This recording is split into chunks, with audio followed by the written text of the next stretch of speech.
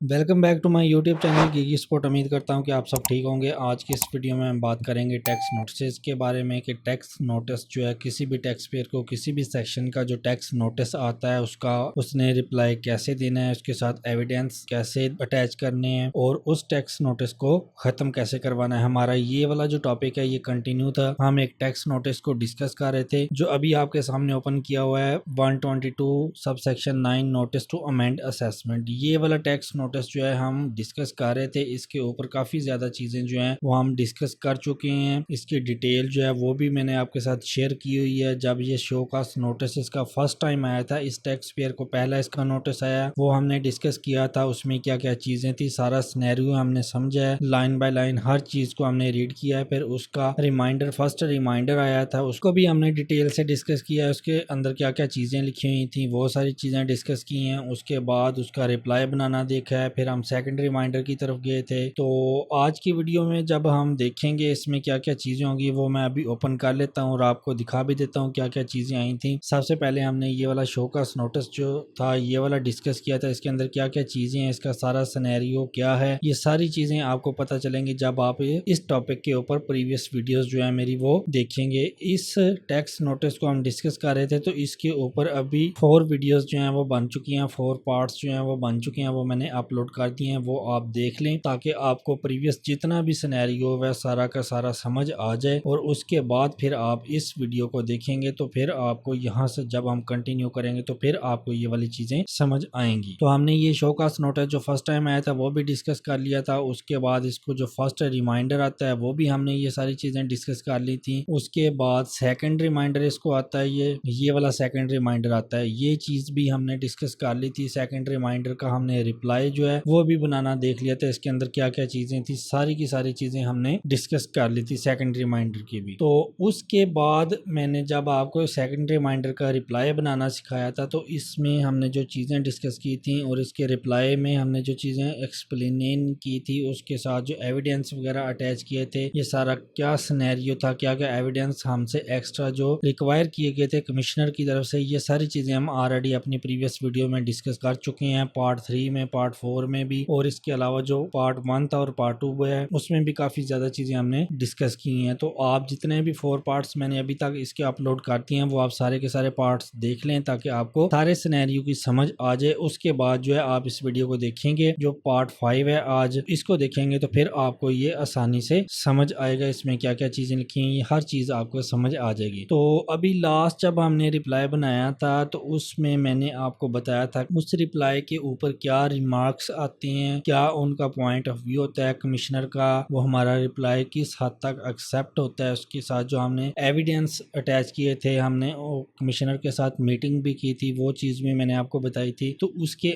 Meeting के अंदर जो उन्होंने एक्स्ट्रा एविडेंस मांगे थे वो भी हमने सबमिट किए थे। तो फिर मैंने आपको बताया था कि इसके बाद उनकी तरफ से क्या रिस्पॉन्स आता है वो हम चीज़ फर्दर डिस्कस करेंगे। तो ये वाला जो था रिमाइंडर ये हमें आया था 7 मार्च को, जिसकी कंप्लायंस डेट थी 14 मार्च 2022। यहाँ पे भी 14 मार्च जो है 2022 इसकी कंप्लायंस डेट लिखी हुई है। 7 मार्च को हमें ये सेकंड रिमाइंडर आता है और इसकी कंप्लायंस डेट है 14 मार्च को। इसके बाद हम देखते हैं कि इस केस का क्या सिनेरियो, क्या अपडेट्स हैं, इसके बाद क्या होता है। तो अभी हम चलते हैं। इसके बाद जो है टैक्स पेयर को जो है थर्ड रिमाइंडर आता है। सेकंड रिमाइंडर तक हम चीजें डिस्कस कर चुके थे। उसके बाद इसको थर्ड रिमाइंडर आता है जिसकी डेट जो है 18 मार्च है। जो हमारा सेकंड रिमाइंडर था ये वाला, यहाँ पे देखें ये 7 मार्च को आता है और 14 मार्च इसकी कंप्लायंस डेट है। इसके बाद हम जब रिप्लाई जमा करवा देते हैं उसके साथ एविडेंस अटैच करके, तो फिर उसके बाद दोबारा हमें एक और रिमाइंडर आता है। इस रिमाइंडर की डेट क्या है, यहाँ पे लिखी हुई है assignment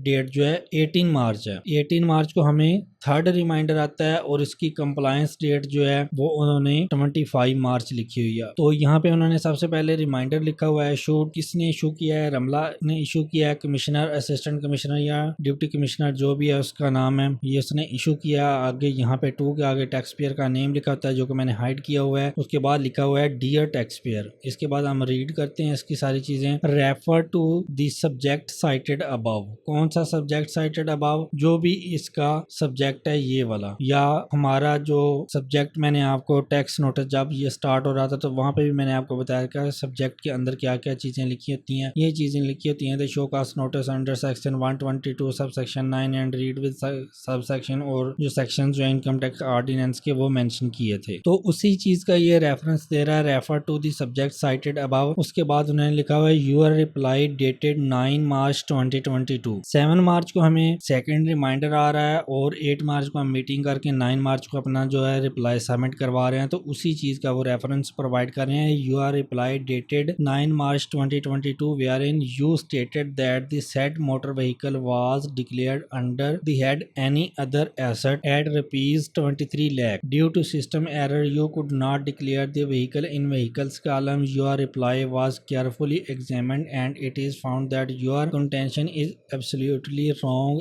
as the motor vehicle number ये था was no declared in your well statement। अच्छा, ये वाला जो पैरा था हमने you stated, यहाँ पे हमने यहाँ से जो पैरा स्टार्ट हो रहा है motor vehicle was declare under the head any other asset, ये वाली जो चीज़ है ये हमने अपने रिप्लाई में भी मेंशन की थी। जब हमें फर्स्ट रिमाइंडर आया था तब भी हमने मेंशन किया है, फिर हमें उसके रिप्लाई में भी हमने मेंशन किया है, फिर सेकंड रिमाइंडर जब आता है उसमें भी ये चीज़ डिस्कस हुई है, फिर सेकंड रिमाइंडर का जब हम रिप्लाई सबमिट करते हैं तो उसमें भी ये चीज़ डिस्कस हुई है। ये सिनेरियो जब आप प्रीवियस वीडियोस देखेंगे तो सारा का सारा जो भी सिनेरियो है, जो जो चीज़ें डिस्कस हुई हैं वो आपके माइंड में आ जाएंगी। ये वाला जो पैरा है वो हमारे सेकंड रिमाइंडर के रिप्लाई से ही वो पिक कर रहा है कमिश्नर। वो यहाँ पे दोबारा रेफरेंस के तौर पर यूज कर रहे हैं कि हमने अपने रिप्लाई में जो ये वाली चीज जो मेंशन की हुई है वो कह रहे हैं कि ये टोटली जो है रॉन्ग है। जो चीज हमने एक्सप्लेनेशन दी थी, हमारा जो इशू था ये वाला व्हीकल वाला, इसके ऊपर जो भी डिटेल वगैरह हम प्रीवियस वीडियो में डिस्कस कर चुके हैं। तो वो कह रहा है कि ये जो एक्सप्लेनेशन आपने दी है, हमने जो पॉइंट रेज आउट किया था अपने नोटिस में या रिमाइंडर्स में भी बार बार, उसके ऊपर आपकी जो एक्सप्लेनेशन है वो गलत है। और वो कह रहे हैं कि हमने आपकी वेल स्टेटमेंट को भी अच्छी तरह से चेक किया, उसमें आपने व्हीकल का जो भी है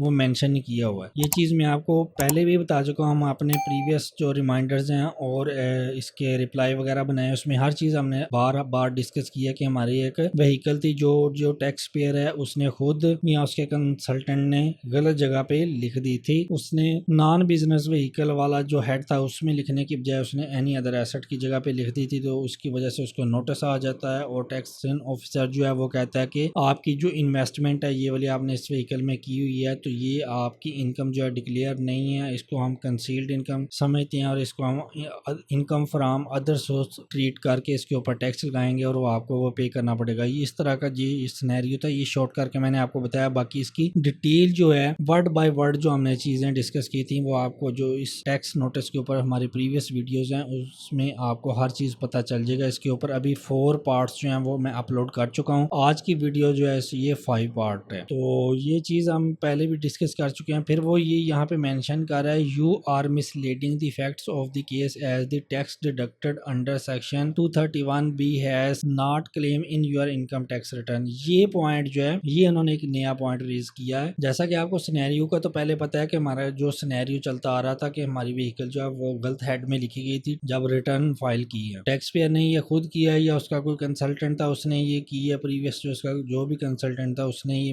मिस्टेक की है। अब यहाँ पे वो पहली तो हमारा जो सिनेरियो चलता आ रहा है उसके ऊपर हम एक्सप्लेनेशन वगैरह हर चीज़ दे रहे हैं, जो चीज़ें हम पहले डिस्कस कर चुके हैं हमने प्रीवियस वीडियोस में। अब ये जो हमें थर्ड रिमाइंडर आ रहा है इसमें उन्होंने एक पॉइंट ये वाला रेज किया हुआ है, मजीद एक और पॉइंट रेज कर दिया है कि आप जो एक्सप्लेनेशन दे रहे हैं वो एक तो गलत है। क्यों गलत है? क्योंकि आप कह रहे हैं कि आपने ये दूसरी कॉलम में लिख दी है, उसकी आप एक्सप्लेनेशन दे रहे हैं, लेकिन हमने चेक किया हुआ है कि आपने जो टैक्स डिडक्ट होनी थी, डिडक्शन होनी, जब आप कोई गाड़ी वगैरह परचेज करते हैं तो टैक्स पे करते हैं ना, तो वो कह रहा है कि वो जो टैक्स आपने पे वगैरह किया हुआ है जब आपने ये व्हीकल परचेज की थी वो टैक्स तो आपने पे करना था, वो आपने जहाँ पे एडजस्टेबल टैक्सेस वाला हेड होता है वहां पे जाके आपने वो चीज नहीं लिखी।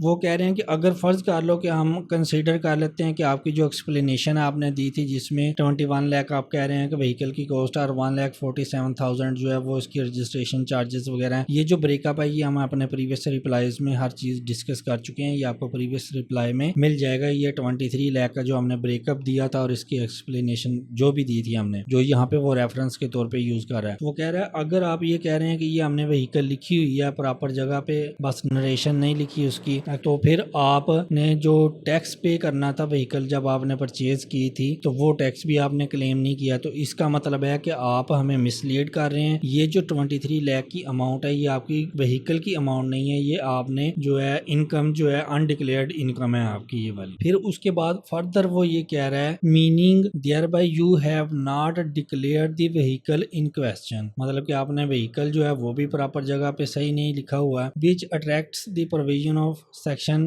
111 of the income tax ordinance 2001 along with section 182 of the income tax ordinance. वो फिर ये कह रहा है कि अगर आपने ये मिस्टेक किया है तो ये जो है अट्रैक्ट कर रही है कि आपके ऊपर जो है इनकम टैक्स ऑर्डिनेंस का जो सेक्शन 111 है वो भी हम अप्लाई करें, और इसके अलावा जो है 182 इनकम टैक्स ऑर्डिनेंस का सेक्शन है वो भी अप्लाई करें। 182 जो होता है वो पेनल्टी वाला होता है। अच्छा, ये वाला जो सेक्शन है 182 पेनल्टी वाला, ये वाला इसके ऊपर भी मैं एक वीडियोस बनाऊंगा, इसका भी हम प्रॉपर जो है एक टैक्स नोटिस जो है वो निकालेंगे, वो हम डिस्कस करेंगे टैक्स नोटिस के अंदर क्या क्या चीज़ें हैं। और 182 सेक्शन का अगर आपको कोई नोटिस आ जाता है पेनल्टी वाला तो उसके अंदर क्या क्या चीज़ें होती हैं, पॉसिबिलिटीज़ क्या क्या हो सकती हैं, किस तरह का सिनेरियो हो सकता है, किस तरह पेनल्टी की चीज़ें लिखी होती हैं प्रैक्टिकल लाइफ में। 182 सेक्शन का जब आपको कोई नोटिस आता है तो वो चीज़ भी हम डिस्कस करेंगे, वो मैं नोटिस भी आपको दिखाऊंगा कि प्रैक्टिकल लाइफ में किसी भी टैक्स पेयर को 182 सेक्शन का जो नोटिस होता है वो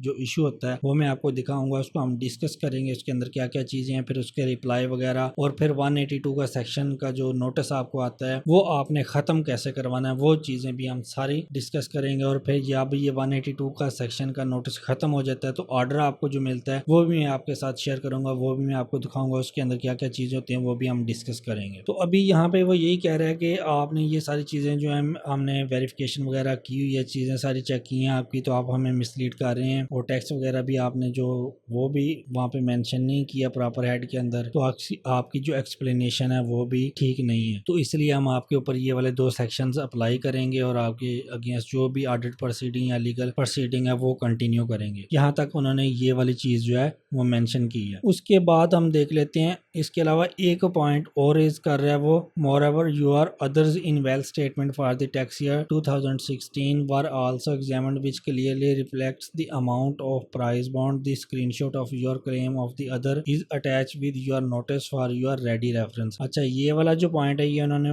मजीद एक और पॉइंट जो है रेज कर दिया। ये मैंने चीज़ें आपको पहले भी बताई हैं कि जब आपको कोई नोटिस आ जाता है तो जब उसके रिमाइंडर्स वगैरह आ जाते हैं, आप रिप्लाईज वगैरह देते हैं, तो ये नहीं होता कि आपने नोटिस दिया है तो फर्स्ट नोटिस में भी आपका नोटिस जो है ख़त्म हो जाएगा। आपको कोई भी शो का ऐसा नोटिस आ गया, आपने उसका रिप्लाई दिया, एविडेंस दिया, तो वो फ़ौरन ख़त्म हो जाएगा, ऐसे नहीं होता। ये चीज़ें जो है समटाइम जो है आपके लिए सिंपल सा नोटिस जो भी होता है वो भी आपके लिए काफ़ी ज़्यादा टाइम आपका ले जाता है, काफ़ी ज़्यादा रिप्लाईज उसके देने पड़ते हैं, आप बार बार एविडेंस देने पड़ते हैं। तो ये जैसे जैसे केस चलता रहता है मज़ीद पॉइंट्स जो हैं वो उसमें रेज होते रहते हैं, तो चीज़ें अक्सर जो है वो कम्प्लेक्स हो जाती हैं। तो इसीलिए मैं कहता हूँ कि आपने जब भी अपनी टैक्स रिटर्न्स करवानी है वो आपने किसी अच्छे कंसल्टेंट से करवानी है जिसको इन चीज़ों का पता हो, ताकि आपको फ्यूचर में किसी किस्म का कोई नोटिस ना आ जाए। आप ये देख लो कि इस ये जो टैक्स पेयर है इसने भी प्रीवियस जो टैक्स रिटर्न्स किए हैं वो खुद किए हैं या किसी कंसल्टेंट से करवाई हैं जिसको चीज़ों का प्रॉपर नहीं नॉलेज था, तो उसको इतने सालों के बाद जो है ये